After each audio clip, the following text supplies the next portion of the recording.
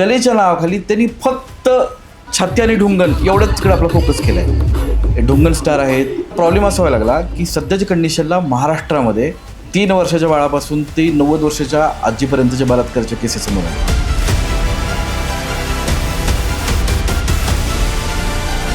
सध्या आपण ना UP बिहारला टक्कर देतोय. तिथे लहान मुलांना मुलीला वरती बोलवतात आणि त्याच्यावर पप्प्या घेतात. आता एका ढुंगण स्टारनी एका 16-17 वर्षाच्या मुलाला वरती बोलवला. त्याच्यासोबत पप्पी देवाणघेवाणचा कार्यक्रम तो पब्लिकचं मनोरंजन ह्या हेतून त्यांनी सुरू केला. इतकं तर त्या दरम्यान ते पोरगं फुल चार्ज झाले. ते व्हिडिओमध्ये ते दिसतंय. जर समजा बघणारे प्रेक्षक असतील, 1000 मुलांच्या समोर तो जर अल्पवयीन मुलगा भावनिकदृष्ट्या चार्ज होत असेल तर तो एकटा काय करू शकतो?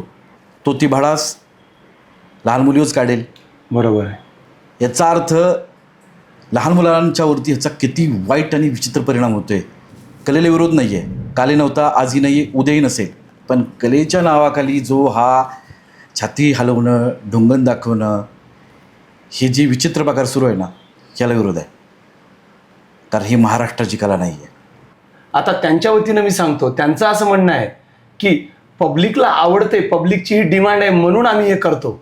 मग कुठंतरी तुम्हाला समाजामध्ये आपणच राहतो, मग तो परत प्रश्न फिरून आपल्यावर येणार नाही का? तुम्हाला काय म्हणायचं आहे? आपली पब्लिक बिहारी झालेली आहे. हो, मला म्हणायचं कारण जर बिहारी नसले तर एवढं जनसंख्या का आली असती कार्यक्रमाला? करेक्ट आहे. आपण पहिल्या प्रश्नावर परत देतोय, म्हणजे महाराष्ट्राचा बिहार झाला आहे. हो, बरोबर आहे. बरोबर आहे ना. पब्लिकची डिमांड नाही आहे. आयोजकांना इनडायरेक्टली नेत्रसुख घ्यायचं असतं.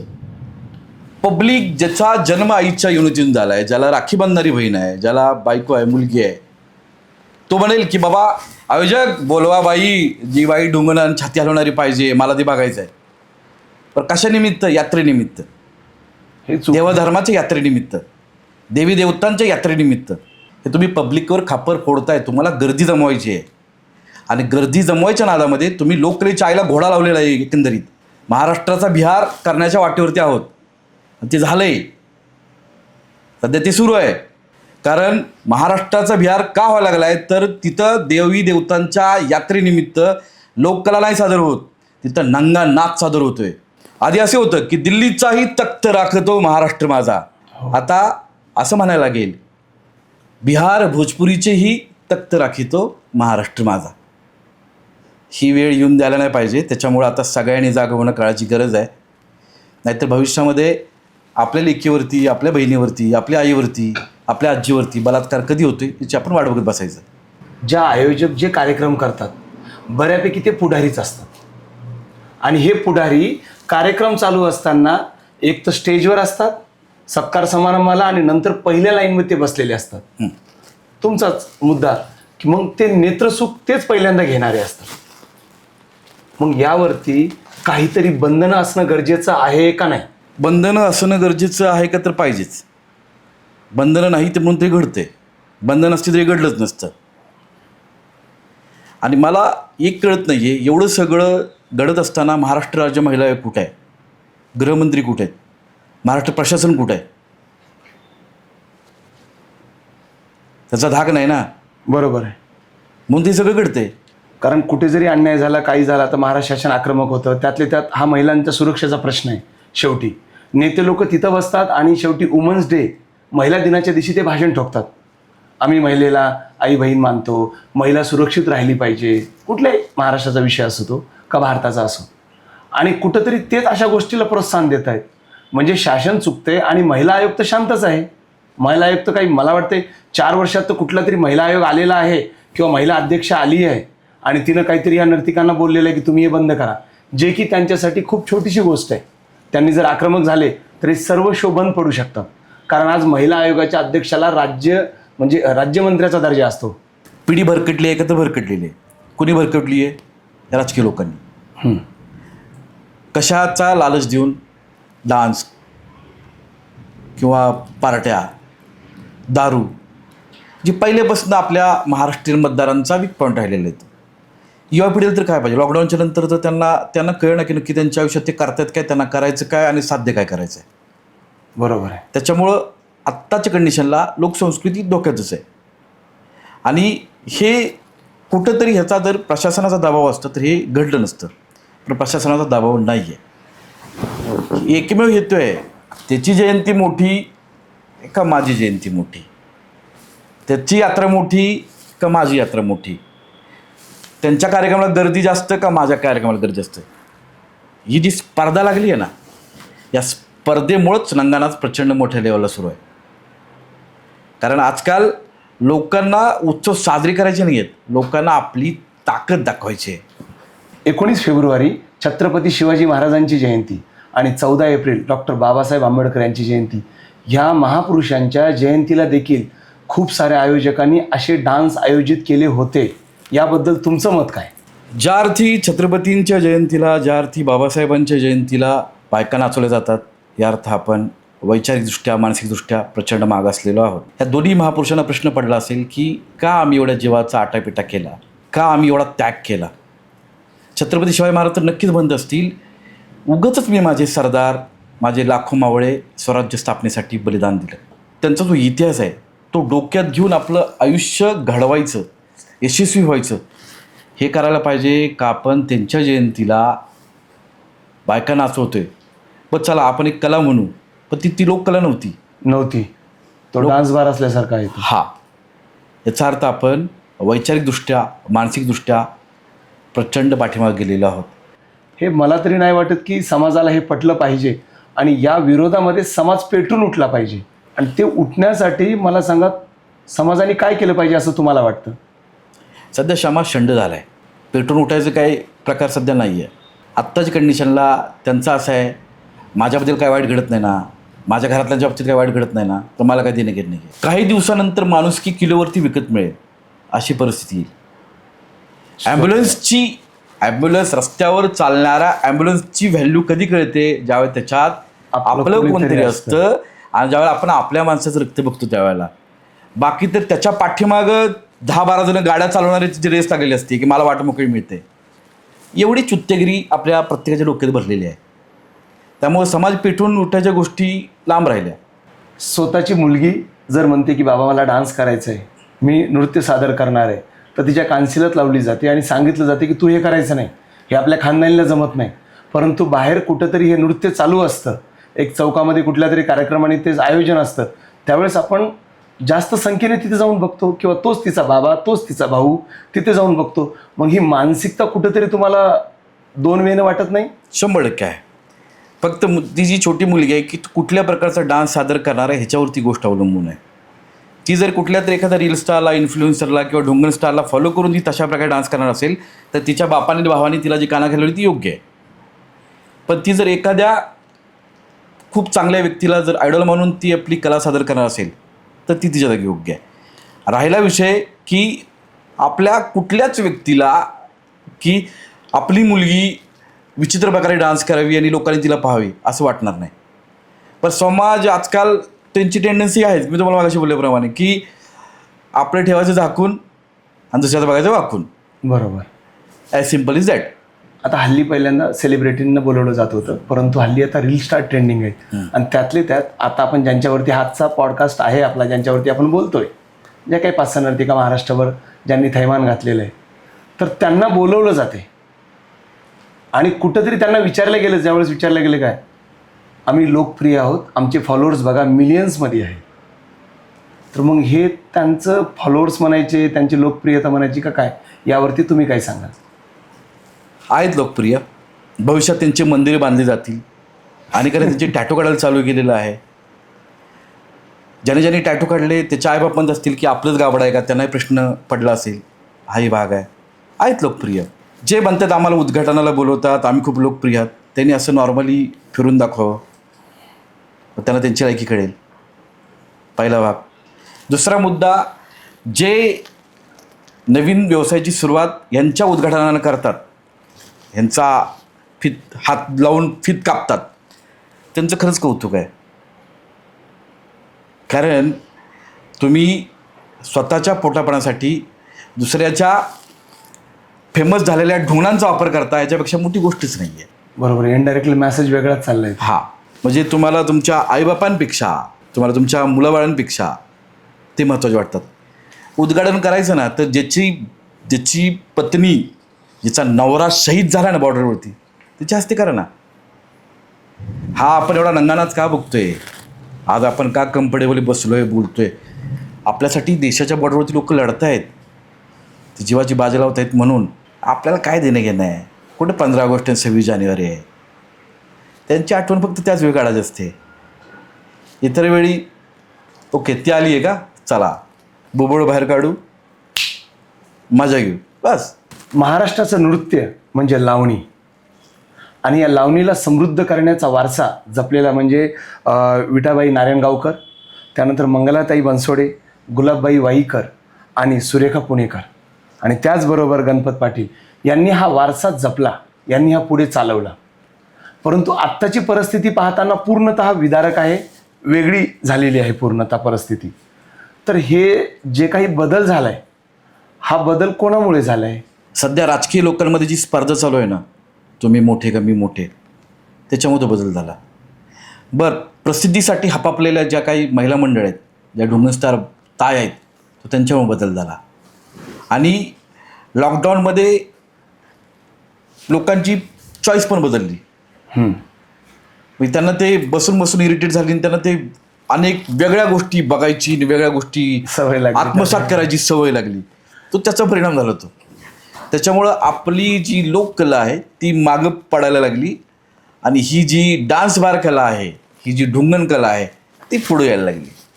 आत्ताच्या हावभावामध्ये, डोळ्यामध्ये, छाती दाखवण्यामध्ये, कंबर हलवण्यामध्ये, प्रत्येक गोष्टीमध्ये अश्लीलता झळकते. हो, पूर्ण. हो. आणि ही जी अश्लीलता झळकते, तर ही त्या काळी नव्हती, ही आत्ता होती. तर असं त्यांचं म्हणणं होतं की ही आत्ताची गरज आहे. याबद्दल तुम्ही काय सांगाल? खरंच ही गरज आहे आपल्या सर्वांची आत्ताची? नाही आहे. कारण सांगतो, परवा मी एका सुप्रसिद्ध लोककलावंत असं त्यांच्या नावाच्या खाली लिहिलं होतं, तिचा मी इंटरव्ह्यू पाहिला. त्यात ती सरळ सरळ म्हणली की त्याचं काय आहे की ज्यावेळेला आम्ही पारंपरिक लावणी सादर करतो तर लोकांचा रिस्पॉन्स येत नाही, लोक टाळ्या शिट्ट्या देत नाहीत, त्याच्यामुळे आम्हाला नाचायला काय मजा येत नाही, आमचा उत्साह कमी होतो. बघा आम्ही अशी थोडंसं मग आम्ही ते कमी कपड्यामध्ये मग आम्ही ढुंगण छाती हलवतो, बिहारी डान्स करतो, मग लोक जोशमध्ये येतात. म्हणजे आम्ही इनडायरेक्टली आम्ही बिहारचा नंगानाच आम्ही करतो. मग ज्यावेळेला पब्लिक जोशमध्ये येतं, चेकायला लागतं, शिट्ट्या मारतं, त्यावेळेला आम्हाला नाचायला जोश येतो. हे एका सो कॉल्ड लोककलावंतचं ऑन कॅमेरा आणि एका सुप्रसिद्ध वृत्तवाहिनीवरती दिलेलं स्टेटमेंट आहे. पण एवढं सगळं झाल्यानंतर पण ती ताई सरळ म्हणते की हो, मी कला बिघडवली आहे, अनेकांनी बिघडवली आहे, आम्ही लावणी खराब केलेली आहे, माझ्यासोबत अनेकांनी केलेली आहे, आणि मी एकटीच का बदलू? सर्वांनीच. हां, कारण मला शो नाही मिळणार. म्हणजे इनडायरेक्टली ह्यांनी जो महाराष्ट्राचा बिहार केला आहे किंवा त्या वाटेवरती आहे, ह्यांना मान्य आहे, आणि ह्यांना त्याची अजिबात लाज वाटत नाही. हे सगळ्यात मोठं आपलं दुर्दैव आहे की एक बाई सरळ सरळ स्पष्ट म्हणते की पारंपरिक लावणीला लोक टाळ्या शिट्ट्या वाजवत नाहीत, म्हणून आम्ही ती सादर करत नाही. पारंपरिक लावणीवरनं मला एक गोष्ट सांगायची आहे. पहिली पारंपरिक लावणी म्हणजे गाणं म्हणणारी वेगळी, डान्स करणं लावणी सादर करणारी वेगळी, आणि त्याचबरोबर बाजूला पण बघा ढोलकी वाजवणारे, तबला वाजवणारे, तुंतुना वाजवणारे, हे सर्व लोकांचं एक 25, 30, 40 लोकांचा संच असायचा, जो की एक फळ आला तर तेवढं करायचे. मग आत्ता ज्यावेळेस हे डान्सची प्रथा सुरू झालेली आहे, सो कॉल्डचे डान्स बार जेवण नाचतात इथे, तर याच्यामध्ये तो DJ लावला जातो, डायरेक्ट ते काय 5-6, 10 जणी नाचतात, तेवढंच ते. त्याच्यामुळं मूळ लावणी कलाकारांना काम शोधायची वेळ आली आहे. त्यांच्या लावणी कोणी बघत नाही. ते तबलावादक कुठेतरी जाऊन काम शोधत आहेत की ते तबलावादक आता कुठल्या तरी मंदिरात जाऊन त्यांनी त्यांची चाल बदललेली आहे, कुठेतरी 500 रुपयावर काम करतायत ते. मग हा त्यांच्या रोजगाराचा केवढा मोठा प्रश्न निर्माण झाला आहे. तर मग याचा दोष तुम्ही कोणाला देणार आहात? आपलं प्रशासन, आपलं महाराष्ट्राचे महिला आयोग. जो डान्स बार 4 भिंतीच्या आत चालायचा, तो डान्स बार आता देवाधर्माच्या नावाखाली पब्लिकली ओपनली चालतो. म्हणजे भीती नाही, भीतीच नाही राहिली ना, काहीच नाही, कायद्याचा धाक नाही आहे. इनडायरेक्टली हे सगळं ज्यावेळेला ही सिस्टीम येते ना, सिस्टीमच झाला जबाबदार आहे. आणि लोकांना काय फुकट मिळते. ह्या कलेसाठी ना एक मंडळ असणं खरंच फार गरजेचं आहे. शासनाने याच्यावरती मंडळ नेमणं की बाबा कुठली कला कुठल्या लेवलवरती सादर करताय. कारण शासनानंच जर पावलं नाही उचलले तर काही मला नाही वाटत की काही होऊ शकेल म्हणून. यावरती तुम्हाला काय वाटते, लोकांनी ॲक्शन घेणं गरजेचे आहे का शासनाने घेणं गरजेचे आहे? शासनाने पण ॲक्शन घेणं गरजेचं आहे आणि लोकांनीही पुढाकार घेऊन अशा गोष्टी बंद पाडणं गरजेचं आहे. जर लोकांनी अशा गोष्टी बंद नाही पाडल्या किंवा ह्याला विरोध नाही केला तर त्यांच्या घरातली कुठलीच महिला मुलगी सुरक्षित नाही, हे कटू सत्य आहे. एखाद्याची 5 वर्षाची मुलगी आहे, ती रील्सवरती डान्स करते. बाळा तू डान्स कर, तिला छोटे छोटे कपडे घालून तुम्ही डान्स करायला लावता रील्सवर. हे मी एक सर्वसाधारण पालकाचं बोलतोय. तर अशा वेळेस तुम्हाला वाटत नाही का की तुम्ही बलात्काऱ्यांना आमंत्रण देताय? आपण मोबाईलवरती एखादा अश्लील कंटेंट बघतो ना आणि ते पाहिल्यानंतर वरती बघतो त्यावेळेला आपण मादी शोधतो. त्या मादीचं वय नाही बघत, ती 3 वर्षाची आहे, 30 वर्षाची आहे का 90 वर्षाची आहे, फक्त मादी. कारण माझ्या डोक्यामध्ये आता एक वेगळा थॉट आला आहे. मग मी तो थॉट पूर्ण करण्यासाठी काय करणार, मी अशा ठिकाणी हात घालेन की जिथून मला प्रतिकार नाही होणार. मग कोण? लहान मुलगी. मग तुम्ही आता असं म्हणताय म्हणजे हा तुमचा बोलण्याचा प्रभाव तरुणाईकडे आहे का सर्व पुरुषांकडे आहे? सगळ्यांच्याकडेच आहे. कारण तरुणाईकडे म्हणले असते तर मी तुम्हाला त्याचं उदाहरण आत्ता दिलं असतं. आत्ता केस घडली, काहीतरी 65 वर्षाचा माणूस, त्यानं 4-5 वर्षाच्या चिमुकलीवर त्यांनी अतिप्रसंग. कोण मोबाईल वापरत नाही आजकाल? सगळे मोबाईल वापरतात. 95% लोक मोबाईल वापरतात. 5% ज्यांना थोडंफार काय नॉलेज नाही किंवा जे अशिक्षित आहेत तेच, ती संख्या तर कमी आहे. कोण मोबाईल वापरत नाही? कोण सोशल मीडिया वापरत नाही? ऑलमोस्ट सगळे वापरतात, सगळे बघतात आणि सोशल मीडियावरती सगळंच उपलब्ध येतं. एखाद्याची मेंटॅलिटी खराब व्हायला काय पाहिजे? तुम्ही तमाम तरुण लोकांना किंवा तमाम पॅरेंट्सला काय संदेश द्याल? मी एवढंच सांगेन की आपला मुलगा मुलगी सध्या सोशल मीडियावरती काय करतो लक्ष द्या. एक बाउंड्री ठेवा, काळाची गरज आहे. कारण सोशल मीडियावरती अश्लील कंटेंट वाढत चालला आहे. सोशल मीडियावरती अफेअरचं प्रमाण प्रचंड वाढत चाललं आहे आणि मुलं मुली आपला आयडॉल कुणाला मानायचं ते त्यांना समजत नाही आहे. त्याच्यात परिणाम खूप वाईट व्हायला लागले. त्याच्यामुळं प्रत्येक पालकांनी आपला मुलगा मुलगी नक्की काय बघतो, काय पोस्ट करतो, कोणाला फॉलो करतो याच्यावरती लक्ष ठेवलंच पाहिजे. इतकं एकदम बिनधास्तपणे तुम्ही बोलता. ऑन कॅमेरा चालू आहे, आता ऑन स्टेज तुम्ही बोलताय किंवा तुमच्या रील्समार्फत तुम्ही डायरेक्ट बोलताय. तुम्हाला भीती नाही वाटत? जगातला सगळ्यात ताकदवर माणूस ज्याच्या पाठीमागे आहे, मग भीती कशी? त्या माणसाचं नाव आहे छत्रपती शिवाजी महाराज. अगदी बरोबर. कारण का? कारण आता ज्यांच्यावरती तुम्ही बोलताय, आता तुमच्यासारखे समाजसेवक अनेकांनी वाचा थोडी थोडी थोडी फोडायला सुरुवात केली होती. ओके, त्याच्यावरती बोलायला सुरुवात केलं. आता त्यांचे काही जणांचे आवाज दाबण्यात आले. कारण त्यांच्या पाठीमागं पण कोण ना कोणतरी बॅकबोन आहे. आता तुम्ही एवढं बोलता म्हणजे तुम्हाला धमकीची कॉल पण आली असतील अनेक. त्याबद्दल एखादा कॉल आम्हाला सांगा बरं. खूप सो कॉल्ड ढोंगर star celebrity so called post केलेला एक व्हिडिओ, त्याच्यानंतर तिचा मला फोन आला इंस्टाग्रामवरती ऑडिओ कॉल की माझा व्हिडिओ डिलीट कर. म्हटलं ताई, नंगा नाच करताना, ढुंगण हलवताना, छाती हलवताना लाज नाही वाटली? बरोबर. आता मी पोस्ट केल्यावरती लाज कशाची वाटायला लागली आहे? ती म्हटली कुठं राहतोस तू, तुझा पत्ता काय, तुझा नंबर काय? बर. आली डायरेक्टली व्हिडिओ डिलीट कर, नाही तर परिणाम. म्हटलं ताई काही टेन्शन नाही आहे, हरकत नाही आहे. मला सगळ्यात जास्त वाईट काय वाटलं, ती काही बोलली नाही याचं नाही. मला सगळ्यात जास्त वाईट वाटलं की तिला मी म्हटलं, ताई तुला माहिती आहे का की तुझ्या अशा अश्लील डान्समुळं पिढी भरकडायला लागली आणि लहान लहान मुलींचं लैंगिक शोषण व्हायला लागले. ते स्पष्ट ती काय बोलली माहिती आहे मला? म्हटली मला काही फरक पडत नाही, मला काय देणं घेणं नाही, लहान मुलींचं लैंगिक शोषण झालं नाही झालं, बलात्कार वाढले नाही. डायरेक्ट असं बोलली ती? हां. आणि तिथंच मी ठरवलं की आता ह्यांना घोडे लावायची वेळ आलेली आहे. हा ना, एक बाई असून असं कसं बोलू शकते? तो तसाच प्रकार आहे. त्यामुळे आता आपण ही घोड्यांचा बाजार उभा केलेला आहे.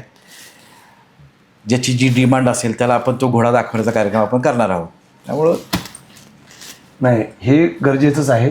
हाच जर नंगा नाच पुढील 5 वर्षे चालू राहिला महाराष्ट्रात तर महाराष्ट्राचा काय होईल?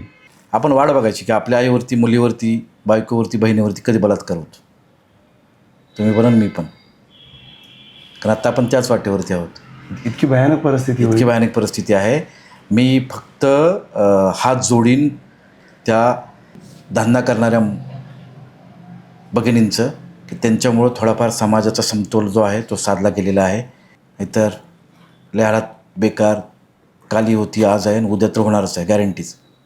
अगदी बरोबर आहे. तुमच्याकडनं तुमचं बोलण्याचा प्रखरपणा आणि व्यक्तिमत्व खरंच एक चांगली आम्हाला अशी झुळूक देऊन जातं की तुमच्याकडे पाहून आम्हाला पण उत्साह येतो की आम्ही देखील असं बोललं पाहिजे प्रखरपणाने, सामाजिक विषयावरती हात घातला पाहिजे. परंतु नेहमी आमचा तुम्हाला सर पाठिंबा राहील. नक्कीच आमची तरुणाई तुमच्या मागे येईल, कारण नेतृत्वाची गरज असते सर, आणि ती तुमच्या रूपाने आम्हाला भेटते. तर मित्र हो, अशाच नवनवीन स्टोरीजसाठी आमच्या नेम टू फेम या चॅनलला लाईक करा, शेअर करा, सबस्क्राईब करा आणि तुमचं मत नक्की कमेंट बॉक्समध्ये सांगा की आजचा पॉडकास्ट ऐकून तुम्हाला कसं वाटलं, बघून तुम्हाला कसं वाटलं, आणि नवीन मी कुठल्या पुढच्या विषयावरती बोलायला हवं किंवा कुठल्या प्रमुख पाहुण्यांना आम्ही बोलवायला हवं हे नक्कीच आम्हाला कमेंट बॉक्समध्ये कमेंट करून सांगा. भेटूया लवकरच पुढच्या एका नवीन स्टोरीसोबत. धन्यवाद.